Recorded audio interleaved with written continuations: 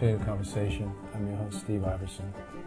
Today we're talking about renewable energy and the Community Choice Program in Lexington, through which people are going to be able to get electricity that's from 100% renewable sources. We have with us today a couple of guests.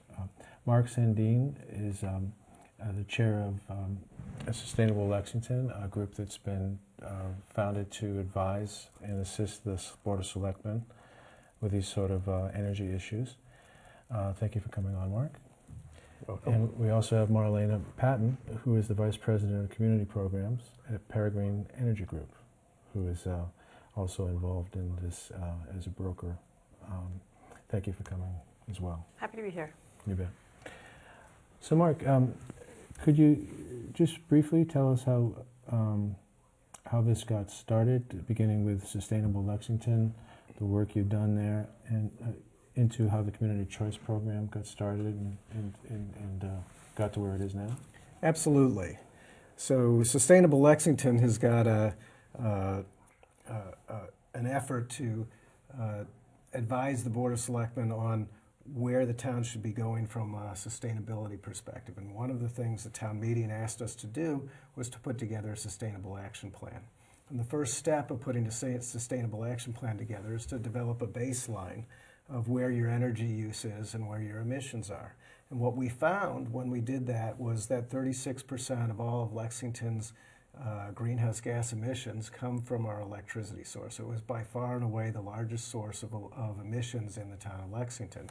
So we immediately started focusing on what kinds of methods and procedures we could put in place that would allow us to attack that source of emissions. And community choice was a logical outcome for us to be looking at. I see. Okay. And Community Choice is a program I think you said that other communities have as well, under similar or the same name, all devoted, I believe, to providing some choices to choices in energy to consumers, emphasizing more renewable forms. Is that fair enough? Yes. And Marlena's got a lot of experience with other towns, so you might talk about how many other towns have been doing this? There are nearly 100 communities in Massachusetts that are doing aggregation right now, which is what this program is. Okay. And it is a great tool for communities to use to bring renewable energy in if that's a goal of theirs. What it is a bulk purchasing electricity program. So the town can pool the electricity needs of the entire community and use that to negotiate a price and to negotiate the content of the electricity. Okay. Okay. And what has your own role been in making this happen, and what will it be going forward? So Peregrine is a consulting company that was hired by the town to help make this happen. So we came in early in the process to help the town develop the plan for the program and to take that plan through the regulatory approval process, because this kind of program is approved by state regulators before it's implemented. So we help help the town take the plan through the regulatory approval process. Once the plan is approved by the regulators, then we help the town go out to bid for an electricity supplier and negotiate the price, the electricity contract and the content and the duration of the contract. And then once the contract is in place with the electricity supplier, we help them with education and outreach, which is one of the reasons I'm here today. Sure. And then after the program launches, we do customer support. And in fact, we're doing that right now. So if you call the customer support number, you'll get myself potentially or one of my colleagues. I see. Okay, good. And what's happening right now? What do people need to know about their immediate choices, changes, what they need to be aware of, what they might need to do as part of the new program? And either of you are welcome to answer that. I can start with some of the mechanics, if that's all right. Sure. So a letter went out in the mail not too long ago. It's June right now, in case you're watching this later. So a letter went out in the mail to all Eversource Basic Service customers, and those are the folks who will be automatically enrolled in the program. And the letter outlines the different choices available. There are 3 options in the program. If you have Eversource Basic Service, you'll be automatically enrolled, so you don't have to do anything to participate in this program and get 100% renewable electricity. Okay. If you'd like your... When will that switchover happen? Great question. So the switch will happen with the July electricity meter reads. Okay. So everybody has a little bit of time to decide if they do or they don't want to participate. And then in July, you get automatically enrolled with your July meter read, and you would see the program price and the electricity supplier for the program on your August Eversource bill. Okay. So if you decide that you would like not only 100% renewable electricity, but you would like that to come from New England-based renewable energy projects, which many people prioritize, you have the option to choose that, actually. And that option is called New England Green, and you can choose that by calling the electricity supplier associated with the program and asking for it. And then there's another option for those that don't want 100% renewable, and it's a little bit less expensive, so that's available too. So the reason someone might choose that program is just cost? Yep, that would just be a cost decision. Right. Yep. Okay. Other things that people need to know right away? Any other decisions they need to make? Well, anyone who is watching who is not an Eversource Basic Service customer, who may have already signed an electricity supply agreement themselves with their own electricity supplier, is still welcome to join this program. They won't be automatically enrolled like the Eversource folks, but they can join just with a phone call. So what I would recommend, if anyone's interested in joining, the price is pretty competitive. I'd recommend they check out the website, which is www.masspowerchoice.com/Lexington, and there's a phone number on there where they can call Agera Energy, which is the supplier. Agera Energy. Agera Energy, Okay. yep. And with that phone call, they can get themselves enrolled in the program. Okay. Is there any reason anybody would not want to be in the program? Have you heard anything It's like hard that? for me to imagine. So we had a day at Discovery Day where Peregrine Energy came with Sustainable Lexington, and we had a tent at Discovery Day, and so from 9 a.m. to 3 p.m. on Discovery Day, we had something like 300 or 400 people come through and ask questions, and everybody was, this is fantastic. Yeah. So we had very strong positive feedback from everybody who came through. So yes, I'm with you on that. It's hard for me to imagine why you wouldn't want less expensive electricity that happens to be 100% renewable. Sure.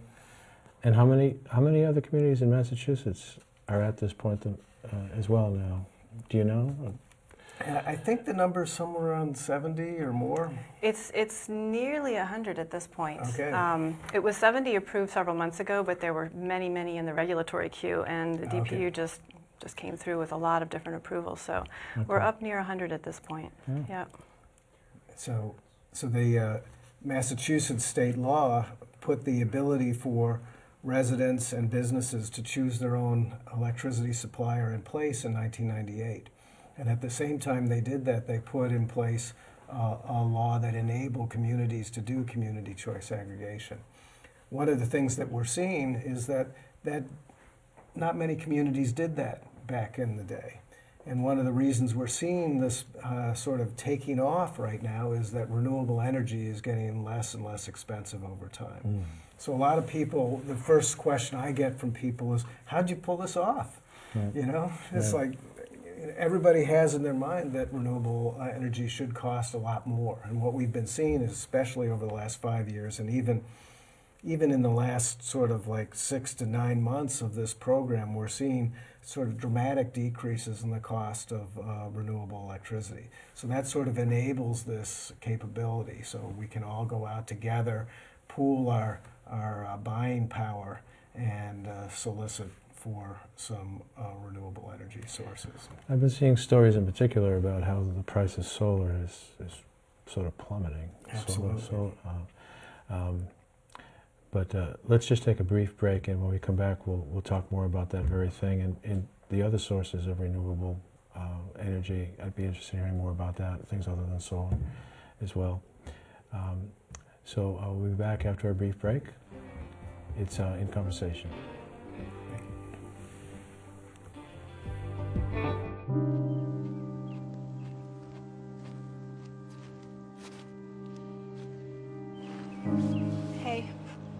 Hey. Is everything all right? Yeah, of course. You were never a good liar. I mean, he's finally locked up. We saved the day. I'm fine. Sure. Just tell me what's going on. I don't know. You don't know what? I don't know what to do next. Everything's different now. Yeah, that doesn't mean you have to be. But I am. So are you. I just wish. Have you been filming vertically the entire time? Dude, this is a movie, okay? This is cinema. It's not your sister's piano recital. Oh. Turn the thing sideways. Oh. What are you doing?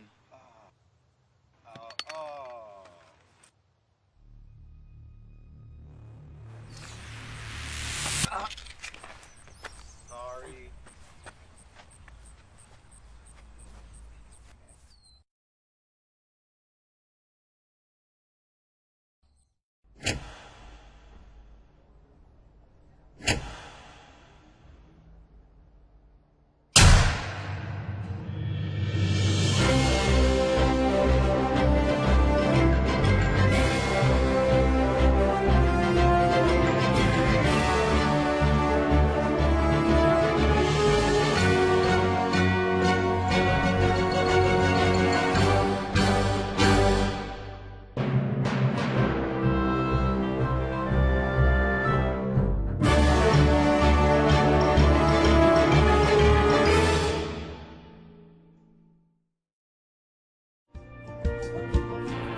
Welcome back.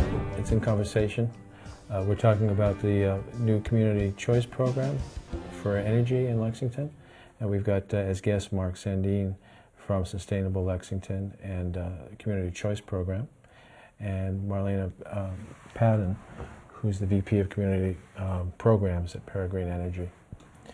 When we took a break, Mark, you were mentioning that renewables have become a lot less expensive, and I've seen some news reports about solar in particular and how the prices seem to be really headed down, more so than I think some people are aware, because renewables do have a reputation from not that long ago of being slightly more expensive. Correct. But it's really changing now across Absolutely. the board? And we're seeing it changing for both solar and wind. So from your perspective, yes, there's been a lot of press, especially in this area, about how fast the solar module prices have been coming down lately. And it has made for a tremendous change in what we're doing in Lexington. For example, we've just put up 2.2 megawatts of solar on our landfill in town. Oh, that's right. And that's it's right. saving us something like $300,000 or $400,000 a year. That's a lot of money. It is a lot of money. So the savings are real. But what you also see, to your question, is that wind is on very similar trajectory to the solar prices. Oh, okay. And so what we're seeing is that in the New England area, there's a lot of wind energy that's available offshore. It's just getting started right now in New England. But in Maine and New York, New England sources of wind are very prominent in terms of our delivery of renewable energy. And if you go out to the middle of the country, you're starting to see places like Iowa, Kansas, Texas. You might be surprised, Texas is probably the largest wind producer in the country right now. Is that right? Yes. Wow. And the reason is those prices are coming down. So you start to see that you're delivering 30%, 40% of those states' energy from wind alone. Wow, I'm impressed. It's hard to keep up, as with so many things today. Things change so quickly with technology. It's hard to keep up with what's happening in these things. So it's a good thing we're doing this show and we have you on. But to return to the Lexington program, we were talking briefly during the break, and we talked about how many people will have a couple of questions. What will change now and what will stay the same with this new option for renewable sourced energy? Maybe we could touch on those things, and either of you are welcome to jump in. What will change and what will stay just as it is? Sure, I'll jump in on that. So the good news is almost everything stays the same, Okay. Except for the good news that everybody's getting renewable electricity. Right. On your bill, you'll see two very small changes starting in August, and that is in the supply part of your Eversource electric bill. Not the delivery part, but the supply part, you'll see a change from Eversource as your electricity supplier to Agera Energy. Okay. And then And that's the renewable energy supplier?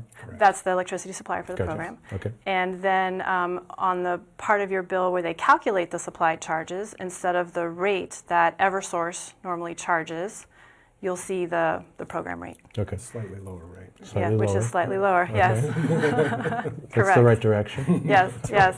Otherwise, nothing else changes. Everything else stays the same. You're still an Eversource customer, same as always. You still get just one electric bill. You're not going to get a second bill. You still pay Eversource for your electricity, just as always. And when the power goes out, you still call Eversource. Okay. They're still responsible for maintaining the poles and the wires. Okay. So it's really just these small changes you see on your bill.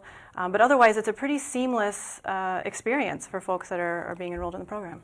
Absolutely. You asked about solar before. Yeah. One of the things that doesn't change with solar, one of the questions we get a lot, we've had a lot of people in Lexington who have put solar on their roofs. So we have, I don't know, 300 or 400 or 500 people in Lexington who have solar on their roofs. And one of the things that doesn't change is the net metering credits that they get for their solar stays the same. Good point. Okay. So one of the things that is very nice about this program is the electricity you buy off the grid comes in at lower price, but your solar energy still generates the same amount of net metering credits that they did previously. That's a win-win. Yes, it Yeah, is. yeah. So specifically, that means that the net metering credits are calculated still on the Eversource rate, not the program rate. Okay. So that's Okay. important for everyone to know that doesn't That change. is good to know. Yeah. So there, you said 400 or 500 families in town that Probably, have yes, this? Okay. right now. Okay. And what sort of as this change has been happening and has been announced and people are becoming aware of it, are people getting hesitant or nervous about any particular aspects of it? And what things are in place to make sure that it's all uneventful? The only thing that I've seen people hesitant about is probably the number one question I get when I walk down the street is, Mark, I have somebody calling me, telling me, you know, I should switch, and should I switch, and is this a good company to switch to? So what we see is people are nervous about making this choice on their own. Yeah. So one of the benefits we see about the Community Choice Aggregation Program is that we can have utility rate experts, town procurement experts, our legal team looking at these agreements and assuring from a consumer protection perspective that this is the best possible alternative for the town at this particular time. Okay. So that's one of the things we find. It's a comfort kind of thing. And one of the other things I guess I should say is it turns out there's a number of competitive suppliers that are going door to door right now and making robocalls. I've heard a lot about that. And people think that it might be the town's program. But what we can say is that we are not making any robocalls. We are not going door to door. If anybody asks you for an account number over the phone, that isn't from the town's supply. Okay. Yeah, it seems like there might have been a little bit more of that happening just recently. I don't know if the timing has anything to do with this change or not. It does, actually. When a town announces that they're rolling out a program like this, an aggregation, the suppliers pay attention. Yeah. And they know everybody's now thinking about their electricity supplier. Right. So they take advantage of that with pretty heavy-handed marketing. But it is pretty important to know that the town's not doing any kind of outreach door-to-door or with phone calls. Go ahead. No, please. One of the other questions I get is, we've been talking mainly about residents, Right. but it turns out many of the small businesses in town are also can take advantage of this. And Okay. this program will also beat the small business rate from Eversource. Oh. So unlike other programs, both the residents and the businesses can save money and go 100% renewable. Wonderful. Yeah, it's worth noting that the program is actually open to any electricity customer within the geographic boundaries of Lexington. Oh, I see. So anybody's welcome to join that wants to. It's just that those folks who have not already selected their own electricity supplier, which means they would have what's called Eversource Basic Service, those are the folks that will be automatically enrolled. Right. But everyone else is welcome into the program, absolutely. Yep. And you may have mentioned this, my apologies if I missed it, but how many people are we talking about who have that basic program who will be switched automatically and seamlessly? It's the majority of the community. Almost everyone, almost all residential customers will have Eversource Basic Something Service. on the order of 9,000 households Oh, in okay. Lexington. Yeah. Okay, so most people have that. Most people, yep, Yeah. most We have people. 10,000 households in Lexington, so about Okay. 9,000 of those accounts Okay. are basic service accounts. Okay. And then to build on your question about, like, what are people nervous about and making folks feel comfortable, Mark mentioned that, this has been an opportunity for the town to roll out something that's really well vetted and trustworthy. And I can say the town's worked really hard to create a transparent, quality program that puts the customers first with protections. And there are a couple other things that might make folks feel good about the program. One is that the rate is locked in place from July until December of 2018. Okay. And so this rate specifically applies to the supply part of your Eversource bill, not to the delivery charges. But it's locked in place, and that makes it different from both Eversource and from the other supply offers on the market. The Eversource price for that supply portion of your bill changes every 6 months. Okay. The offers that you get in the mail, they could have all kinds of variability. Typically, they'll offer a very low introductory rate for 3 months or a few months, and then after that, it rises or it varies. And this program won't do that. It's a rate that you know what you're going to get from now until December 2018. So about a year and a half. Yep. And then the other piece is that nobody is locked into this program. And this also makes it different from the other offers that you're going to get in the door for many of those offers. Many times what happens is a company will offer a very attractive rate for their program in exchange for your commitment to sign on with them for 6 months Sure. or a year. And if you decide partway through that contract that you want to get out of it, they'll charge you an early termination fee. Or 3 years. Or sometimes a long one, yeah. Okay, okay. Yes, these programs can be predatory. These offers that you get, they can be predatory and really lock people in. Yeah. The program is different in that there is no minimum participation period for anyone who participates in it. There's no early termination fee. People can get out at any time. So what that okay. means is, if you're uncertain about the program and you think maybe it's a good idea, I don't know, down the road, what if the Eversource price changes and I like that price better? You're welcome to give it a shot now, and then you can always walk out the door later. You can Okay. opt out at any time. So nobody's locked into the program, and that I think can really help folks feel a little more open to giving it a try if they are nervous about it. Right. And another question that people often have is they say, for the 10% of folks who have gone out and actively chosen their own competitive supplier, they're asking me, well, what do we do now? Good question. Right? And so one of the things you might want to do is check your program. As Marlena said, you might have some termination fees or whatever. But typically, if you let the program expire, it's going to expire 3 or 4 months from now. I am one of these people who's chosen a competitive supplier previously. And when that expires in September, I'll be automatically enrolled into the program. Oh, so if somebody has a alternate supplier, when that contract ends, they're automatically enrolled in this new program. Is that correct? And one of the things that I should say about Marlena's talking about being able to opt out. Yeah. So if you say opt out of this program, and then 6 months later you decide you want to opt back in, you're free to do that as well. Oh, good. And just a quick point of clarification, for the folks who have an electricity supply agreement now, if they let it expire, if they want to be enrolled in the program right away, That's a good point. they can call and get enrolled. Okay. Right. That would be the fastest way to join the program. If they let their contract expire and the electricity supplier returns them to Eversource Basic Service, at that point, they would be automatically enrolled. There would be a process where they would get a letter in the mail, just like the folks are getting now. They would have some time to decide if they want to participate, and then they would be enrolled. But that takes a couple months to kind of play out. Additionally, many suppliers do not return you to Eversource Basic Service when your contract ends. Many of them keep you, but move you to a month-to-month model.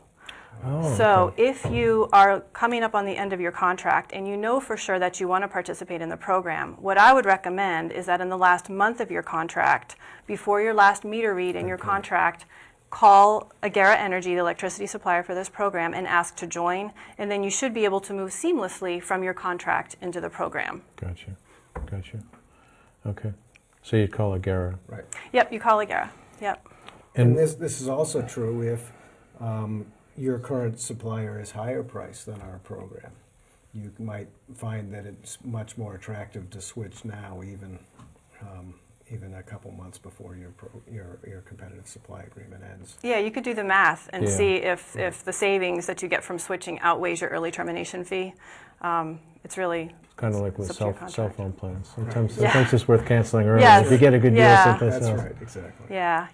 yep, exactly. Okay. What else? What else do people need to know about these changes that we might not have touched on yet, including where is the best place for people to go get more info, on the web, for instance? Well, one thing I'll offer is we get a lot of questions about how long, or what happens. We know how long the program lasts, December 2018. What happens after that? And Mark touched on this earlier, but I wanted to say it again because some folks think that they're getting enrolled in a short-term thing, and then after that they're going to be left hanging, and that's not the case. So at the end of this current contract with Agera, the town has a choice. They can make a decision. If the program's going well and everybody's happy with it, which I can't imagine why not, the town can go out to bid to get another electricity contract, and at that point they would have a new price and a new contract duration, and they would publicize that information to everyone, and anyone who's currently in the program would automatically be enrolled into the new contract. Okay.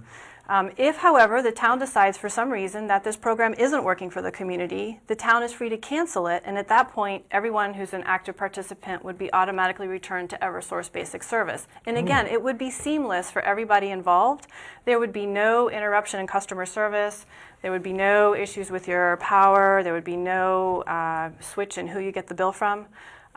So no matter what happens, your electricity keeps flowing, the bill keeps coming from Eversource, they're still the ones you call, and the town can make this decision depending on how the community feels it's going. And how would they gauge that? And then, Mark, you were going to say something. We'll go to that next. The way we would get good question. The way we gauge that is, are we still being able to achieve the objectives we set for the program right now? And the objectives we set for the program were, can we deliver 100% renewable energy for less than Eversource Basic Service? Okay. And so 18 months from now, we'll get back together and we'll do another bid of 7 or 8 or 9 or 10 suppliers, how many are out there at the time, and we'll make that determination once again. Okay. So what's the best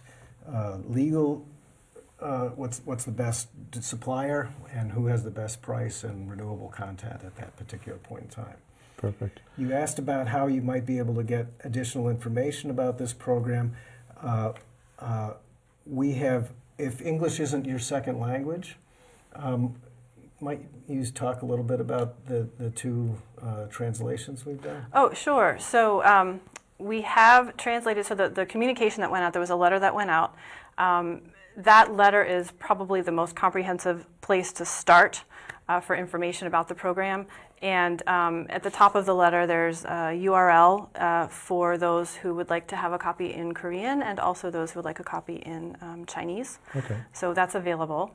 And we'll be doing public information sessions very soon. And I didn't bring the dates for those, but those are on the program website, and I can give you the URL for the program website, which is the one I offered before, which is www.masspowerchoice.com/Lexington. And there you can see the dates for the information sessions.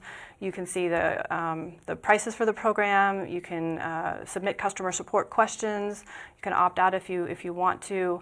And I wanted to add one other thing that we get calls about that gets people worried, and that is, will Eversource give them a poorer quality of service because they're in this program, will there'll be an asterisk next to their name when Eversource looks them up and the power's out, and Eversource will say, we're going to do them last because those people joined the aggregation. Right.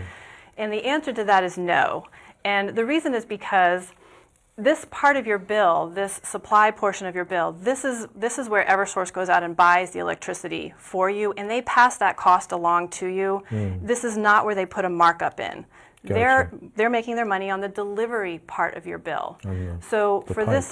The pipe to your house. Yes, transformer. that's where they're making their profit. So this part of your bill, the supply part, where you're allowed to choose your supplier, your town can do it, they don't care whether they're the ones buying the electricity for you or you are. They're agnostic about that. Okay. So they're completely fine with you going out and joining an aggregation and participating in it. They're not going to reduce their level of service to you. They're not going to charge you any special fees for it. Their service to you will be 100% completely the same, and they're obligated to do that as well. That's their responsibility as the local distribution company. Okay. So I would sort of sum up by saying one of the main reasons we did this was because we were looking at our emissions in town. Right. And so when we put together our sustainable action plan and our plan to get to net zero emissions in town over the next 25 years, electricity is a huge portion of that. And this particular program, we estimate, will reduce our emissions by something on the order of 98 million pounds of CO2 a year. Wow. 98 million pounds of CO2 a year. It's about 23% of all the emissions that we would be seeing from our buildings in town. Wow. So this is a pretty major step in the right direction. So 100% renewable, emissions reductions for less than our current utility price. We believe this is one, if not the first, one of the first towns in the state that's able to pull that off. Yeah. I'm impressed. So another first for Lexington. I'm impressed. Lexington likes to have a lot of firsts whenever they can. Well, this has been really very informative. Thank you both for coming on. And I think I learned a lot. So will the viewers. And I think that a lot of people are going to benefit from this program. It really sounds like all the bases have been covered, and there's only wins here. No setbacks, no losses. That's what we like, win-win. Yeah, exactly. Couldn't agree more. Yeah. So Mark and Elena, thank you again. Thanks for having us. Thank you so much for having us. You It's bet. a pleasure. Okay. So you've been watching In Conversation. I'm your host, Steve Iverson. Thanks for watching.